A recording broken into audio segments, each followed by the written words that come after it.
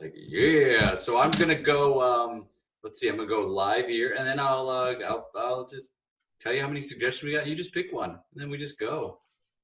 Brilliant. Yeah. Let's see. And it's 4 where you are, right? That's right. It's 4 p.m. here. Yep. Right. Yeah. What's the weather like now? It's cold. I mean, it's dry, but it's cold where I am, which is a shame. Is But that because I was doing some gardening and it's just stopped doing it. So yeah. Has it been pretty close to what normal weather is during this time of year? Yeah, it's been pretty nice actually the last few weeks. It's been pretty warm for us, which is lovely. Not that I can go anywhere because we're on lockdown, Right. most of us. So but it's been nice. So yeah, I've enjoyed it. How's it where you are? Oh man, it's great. LA is one thing is the weather is pretty wonderful all year. So I moved from a cold climate about 5 years ago. So I'm done with like all the cold and wet weather. So yeah, it's been sunny and warm. So can't complain about that. Oh, that's nice. That's brilliant. I've never been to LA. I've met a couple of people from LA, but never been. Yet. The furthest the furthest I've been through to America is a place called Bethlehem in Pennsylvania. Oh yes, a steel town. There used to be. Yep. Yeah. What brought you to Bethlehem? I was dating a girl back when I was at university. She lived Bethlehem or Nazareth, one of the two places. I forget which exactly. It didn't end well, that relationship. Well, it ended fine. It ended. There was nothing wrong with the ending. It's just it didn't carry on. I like it's either one of the two biblical names, Bethlehem or Nazareth. Yeah. I think they were next to each other. I remember going to a mall, which was either Bethlehem, went from one to the other. I forget exactly. But yeah, I remember I was picked up from Newark, New Jersey, and we driven. Thought, oh, you live in Bethlehem, I think it was. It was nice. Wow. And you went to the Newark airport. What an introduction to America is to go to the Newark airport. It's just it's an interesting part of the country. Not saying anything bad or good about it. Just I've been to the Newark airport and it's something. I don't remember the actual airport in itself. That's probably a review in itself. The fact I don't remember. Exactly. Well, my friend, we have 1, 2, 3, 4, 5, 6, 7, 8, 9, 10, 11, 12, 13, 14, 15, 16, 17, 18, 19, 20, 22 suggestions. So pick a number between 1 and 22. I like the number 19. Ooh. Let's go for a later one. Let's see what people had in a late spurt of the suggestion is password. Password.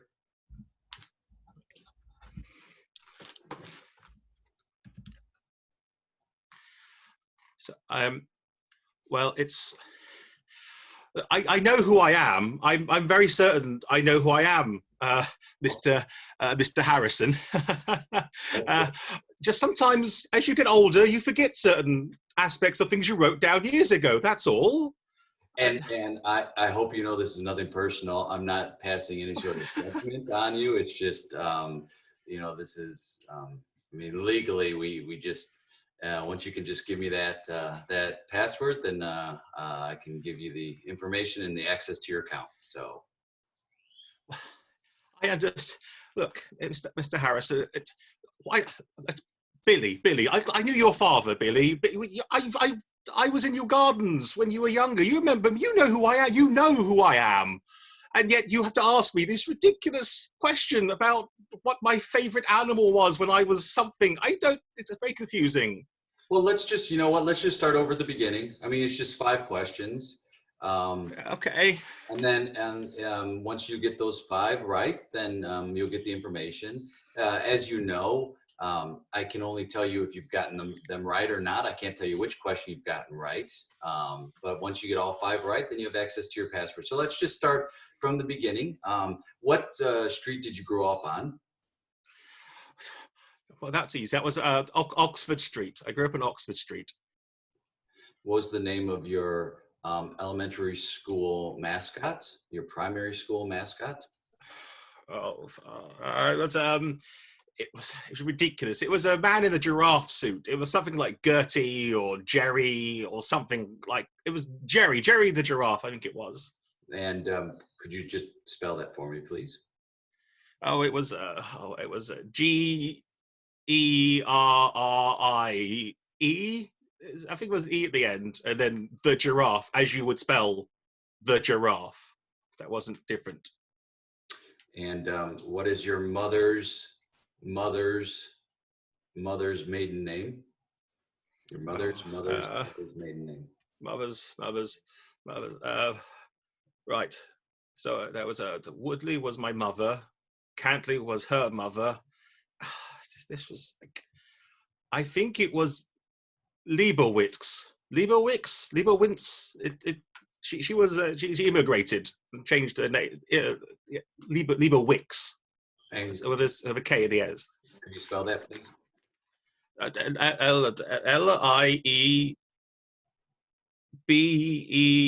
Liebeikwicks. How's your wife Sandy doing? Oh, Sandy, she's staying at home, generally speaking. She's doing all right, given what happened with since our dog died.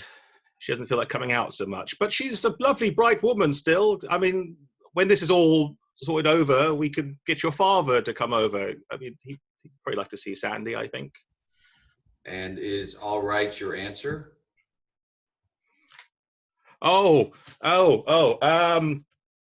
She is dandy. Dandy was the word. She's dandy. And Sandy is dandy. And finally, what is your greatest fear in life? Oh, that changes. Is there any way you can give me a clue to when I wrote this answer? Like the year I gave you this answer? You got very stony, Billy. It's hard to read your face. This password was changed 7 months ago. This answer. 7 months ago. Okay, so we are in May, which is the 5th month. So that would have been November. So it would have been Thanksgiving. Thanksgiving is your greatest fear. It was 7 months ago. It was just the idea of it was causing me a lot of bile in my esophagus at the time. Could you spell that, please? Thanksgiving, bile, or esophagus. Whatever you're saying, the answer to that. Thanksgiving is THANKSGIVING, the classic way. Well, I have good news for you. You have 3 of 5 correct. Now, as you know, capitalization is important as well. So. Okay. Can you tell me which ones I got correct? That would help. I can tell you that the 3 you got correct, you got absolutely correct. There's no need to change those 3 answers. Good. One of them might be spelled correctly, but you misspelled it in your password. You misspelled it. Maybe you were in a hurry. I'm not sure what was happening. Yeah. I know it was stressful 7 months ago, so maybe you were under a lot of stress and you wanted to change it. Okay, that one. Right, yes. One is completely wrong. Like, it's not even in the same ballpark wrong. Like, the answer wouldn't make sense to if somebody was reading this on a quiz and they were taking a quiz and these were the options and your answer was one of the options, they would definitely they would think that was the bogus option. But so I can't speak for you, but maybe you wanted to throw off a hacker or something. So. I mean, that's possible. I mean, I read a lot of articles online. Do you want to be called Mr. Harrison or Billy? What's better in this scenario? Just so I feel more comfortable if I know. Well, as you know, these calls are being recorded for quality assurance, and so if you wanted to call me Billy, because we've known each other for a while, I see no problem in that. Oh, that's good. Yeah. Yeah. So why don't you call me Billy? That makes me feel slightly more relaxed. I feel less tense in my shoulders. Good. I mean, you can tell what my shoulders are. So. And again, I want to apologize that, I mean, legally I have to do this. Like, I wish I could do it any other way, but because they're recording this, I would lose my job and I face, Oh no, don't want to lose. I know you need your job. I know about everything that's going on. Your dad tells me everything, so I know you need the job. I mean, yeah. Oh, that's not appropriate. I'm sorry, I've been not being appropriate. Oh, no, this is. You're being great. We could start again. You know what?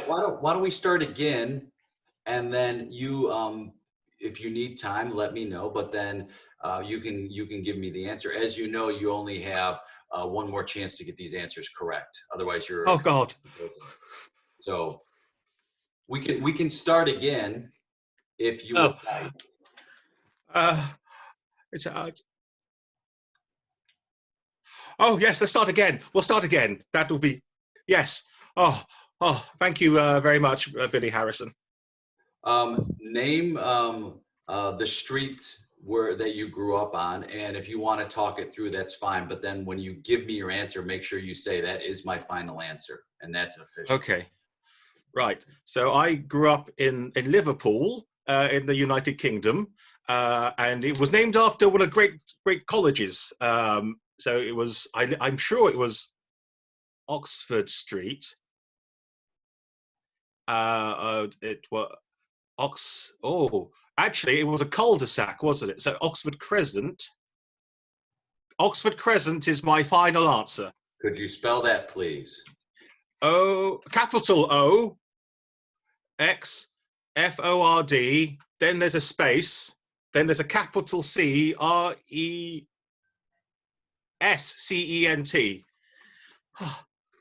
Okay, and as you know, I cannot let you know if that is correct or not, but we will move on. Yeah, okay, right, I understand. The second is, what was your elementary school mascot? All right, so elementary school in Liverpool, and I remember at the time in the 70s, there was this big craze for African animals. There was a big African experience that came up at Marsden Manor. And one of the big things were lions and all those sort of creatures. But the school chose a non-offensive prey animal, so the giraffe, because we were tall. So I'm pretty certain it was Jerry the giraffe. And Jerry was spelt weirdly, had an IE at the end, I'm sure, rather than the classical Y. So I think that's my final answer. I'll need you to spell that. Capital G, E, 2 R's, I, E, then space, capital T, H, E, space, capital G, I, R, A, F, F, E, exclamation mark. All right. Let's move on to our third one. Oh, this was my mother's one, wasn't it? Yes. What is your mother's maiden name? Okay. So Woodley was my mother and Catley was her mother. And her mother, so my great-grandmother, she immigrated in to the UK at the time. And it was Leibowicz, I'm sure it was. So that would have been, it was like Lovewicz. So it was a capital L, Iebberwicks.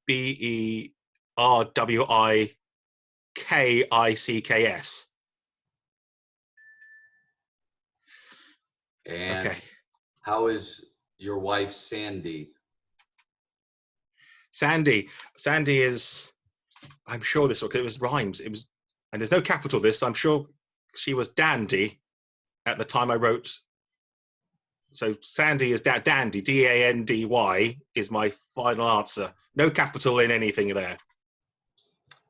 Finally, what is your greatest fear in life? Now, I said 7 months ago. Oh God, okay. Yes. Oh, I remember it was, I thought it was Thanksgiving, but I changed it. I changed it for Thanksgiving. I changed it twice in the same month. That's what I did, because I had a memory of my childhood for when I went to the park and I was attacked. Well, I went up, my face was against the screen, and I remember the big cat came towards me. So my greatest fear came back to me, and it's tigers. And No capital, Tigers. congratulations. You can change your password to access your account now. What? Scene! Oh, my friend, that was so great. Oh my God. Oh my God, that was so wonderful. Oh, just a weird, lovely scene that I still knew each other. It was just a game after game after game. It was nice. It was lovely. Oh my goodness, it was so great. It's so like, it's such wonderful gifts. Telling me, yeah, I worked with your father. Like, those were some great things right there. It's like, yeah, I had a blast. Thank you, Jay. I had a great time. I was like, what's your performing schedule like now? Are you doing a lot of online stuff or teaching or? I do a lot of online stuff. I'm not teaching at the moment. I teach with Dogface, which is based in Norwich, in Norfolk, in the UK. But we are on hiatus at the moment because of the lockdown that we've got going on. But I am still performing. I'm performing with Hoopla on some weekends with my house team, Michelle, which I think you've heard of, if I remember correctly. Yeah. Because my friend Liam's emailed you about some training. I also perform with the Nursery Original for the Nursery Theatre with Unbridled Improv, which is a narrative one based on Ginny Cooper. You don't know who Ginny Cooper is? I'd look her up and then judge whether you like that stuff or not. It's sex and horsey times set in the 70s and 80s in mid England, Middle England, like posh counties. Wow. It's utterly ridiculous what we do. And then my final group I'm performing with at the moment is the Pan-Asian, Britain's Pan-Asian group, the Comediasians. And we've been doing a few online shows. But I belong to lots of little groups here and there. Well, not so little, some big groups across the country, but they're not so performing as much as those free groups are at the moment. What do you find is the biggest difference between like narrative improv and all other styles of long form? Like, well, I mean, it's a bit of a trick in many ways. We call it narrative improv because if you call it narrative improv, I find the audience finds their narrative and they'll let you know what they find the most interesting thing is for you to follow. Yes. Whereas if you don't tell them that, they'll just laugh at it, which is great. Don't get me wrong, I love it. I love this really. But when you find you listen out you're trained as an improviser, listen out for those moments when they go, oh yeah, well they probably think they're brother or sister. Let's make them brother or sister. That makes life easier for us. We're sort of looking for those moments where the audience effectively write the script themselves, and we just play into that as much as we can. And sometimes we don't. Sometimes we wrap up, sometimes we don't, and the audience come up to us and go, "That was brilliant! I didn't think that the Baron was actually the father of the ingenue." And you're going, "Yep, that's what we wrote." Yes. That was exactly. If you saw that, that's exactly what happened. You're so smart, audience member. You get it. Yeah. Yeah, you get it. All the subtle nuances, and you think yourself, who was playing the Baron? You think afterwards, it was one of those sort of. But narrative improv really helps me remember names because names are very important in narrative improv, and they're also important generically in long form, as you know. Yeah. And even in short form, actually, in short form, it helps a lot because if you get the name wrong, I find it brings the audience member out of the moment sometimes. So that skill that I've learned from narrative improv, remembering those little details of names, has really helped me in all my improv. Frankly. Well, it's so interesting. Like names can be such wonderful devices comedically or dramatically as well. Using emotion behind names, and definitely when you call a character by a name that the audience thinks matches them, it's wonderful. And it's such a thing we don't do in life, though. We don't in life. It's very people brag about it. It's this wonderful brag of, oh, I'm not good at names. Like, so you put yourself in that narrative in life, and then when you get to improv, it's like we don't use names as much as we should. It's just that specificity. Yeah, I mean, it's interesting because I'm from Vietnamese heritage, and you've got hopefully got some Asian viewers, they'll know what I'm going on about. But in my culture, we don't use our names very often at all. I mean, these are official things, ironically, for like banking and stuff like that, for official stuff. But like my wife, I don't call her by her first name. I've not called my wife by her first name unless it's something official since we got married, because there's a pet name that I've given her. She's got a pet name for me, and that's it. We use those. We've never actually we don't really use our own name. So when she says my actual name, it confuses me because I don't actually hear her say my name very often. Oh, interesting. So it's a weird. I know, and I imagine, and it's a Vietnamese culture thing. It's like we call each other by honorifics: older brother, older sister, younger sister, aunt, uncle. Those and variations of those. But unless you're looking so specific, you don't tend to say their first name. Well, I've never done. My 38 years of being alive. I could have been brought up wrong, I guess. I wouldn't know. I'd have a comparator. So it's hard to know. Do you think like in the States, it's such an important part of who people are? And do you think it's because in the States, it's more based on an individual rather than a group? Like, I think here it's more focused on, you get yours, and capitalism definitely drives that forward. But do you think that's more of like, I have to, I have to get my name out there. I have to be known, or I have to be different. Like, do you think that has something to do with it? Like the culture in the West. It's possible. I mean, in a predominantly capitalist culture, that's probably true. Yeah.